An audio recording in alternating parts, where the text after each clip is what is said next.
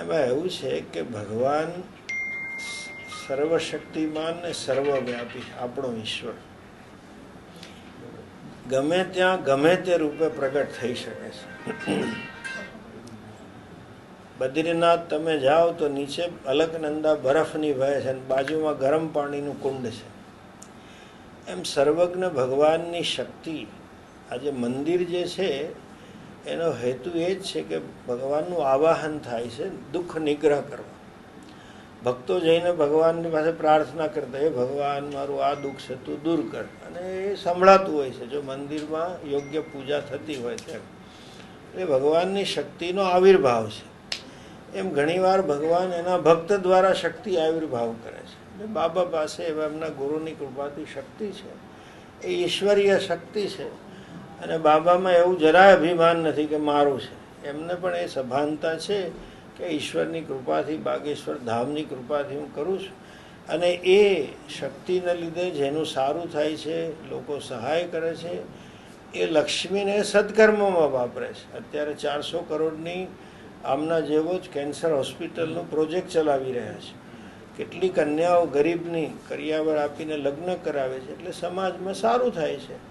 અને એમને એ સભાનતા છે કે આ મારું નથી, ઈશ્વરની કૃપાથી છે. જે ગીતામાં કહ્યું છે નિમિત્ત માત્રમ ભવ સભ્ય સાચીને, એ ભાવના છે.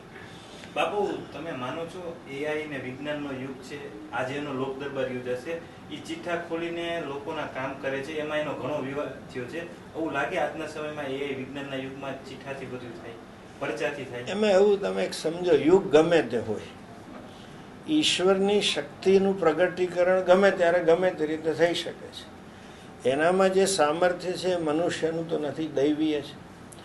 અને એની પાસે એટલે ચિઠ્ઠા ખોલીને એટલે એનામાં એવી કંઈક આંતર પ્રેરણા થાય છે. તમે બિઝનેસમાંય જોશો, ઘણા માણસોને 30 વર્ષ પહેલાં તો આ ધંધો કરવો છે અને આજે અબજોપતિ બની ગયા હોય. અબજોપતિ ક્યાં આવે? ઘણાએ જમીન લીધી હોય, મકાન મારે અહીં જ લેવું છે, જ્યાં કોઈ કાગળો ન જતું હોય ને આજે ત્યાં કરોડોની જમીન થઈ જાય. એ ઈશ્વરની પ્રેરણા હોય છે, એના પુણ્ય છે. બાબાની પાસે એવી કોઈ પ્રેરણા છે કે એ માણસોના દુઃખ સમજી શકે છે. અને સાથે સાથે એવું નથી કહેતા કે હું આશીર્વાદ આપું છું એટલે સારું થાય છે. એ જ એવું કહે છે કે જે બાબા બાગેશ્વર બાબા હનુમાનજીની કૃપાથી મારામાં છે એના જ તમે આશીર્વાદ કરો, તમારું દુઃખ દૂર થશે. અને એ બધા જ ધર્મમાં આ એક ફેશન થઈ ગઈ છે કે હિન્દુ ધર્મનું ખંડન કરવું. ક્રિશ્ચનોમાં, મુસ્લિમમાં, જ્યુસમાં બધે જ આવું માનતાનું ને આસ્થાનું છે જ, ચમત્કારની. એટલે મેં કહ્યું તેમ ઈશ્વરની શક્તિ કોઈક સંત પુરુષ દ્વારા પ્રગટ થતી હોય છે. અને એનો જ્યાં સુધી એ સંત પુરુષ ઐશ્વર્ય ઉપયોગ કરે ત્યાં સુધી કશું ખોટું નથી, ગમે તે યુગ હોય. કારણ કે એઆઈ તો કે આ રોગ દૂર નથી કરી શકવાનું. એઆઈમાં તમને ઇન્ટેલિજન્સમાં મદદ કરે છે, પણ એઆઈ કે શારીરિક સ્વાસ્થ્યમાં નથી કરવાનું. એ કરે છે તો ખોટું શું છે? બાપુ, એ 3 વર્ષ પહેલા આવ્યા હતા ત્યારે લોકો પાસેથી પોતાની ઓલી કરવા માટે સનાતનનું નામ લેતા હતા, ગાયને રાષ્ટ્રીય માતા જાહેર કરવાનું કહેતા હતા. હજી 3 વર્ષ સુધી તેના પાસે એ જ મુદ્દો છે, નથી ગાયને રાષ્ટ્રીય માતા જાહેર કરાવી શક્યા. તો આ ખાલી એક એનો એજન્ડા છે લોકો પાસેથી સહાનુભૂતિ મેળવવા? એવું નથી. હિન્દુ ધર્મના કેટલાય પ્રકલ્પો, કેટલી માંગણીઓ દશકો ચાલી છે. હવે તમે આ જ પ્રશ્ન મને રામ મંદિર માટે પૂછી જ શક્યા હોત.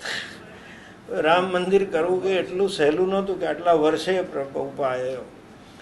એક બંધારણ આપણું સો કોલ્ડ સેક્યુલર છે, અને એ સેક્યુલર બંધારણની મર્યાદાઓને લીધે સરકાર ઈચ્છતી હોય તોય નથી કરી શકાતું.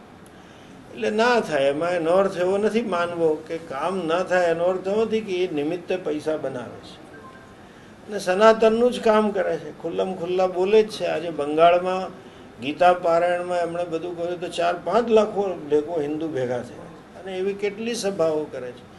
એટલે એનો એ પોતાના મુદ્દાથી હટ્યા નથી, પણ સફળતા એ તો ભાજપના તમે એજન્ડા જુઓ તો બધા હજુ હાલતા હતા. કાશ્મીરનો મુદ્દો કેટલા એજન્ડા છે, આઝાદીથી હાલતો હતો.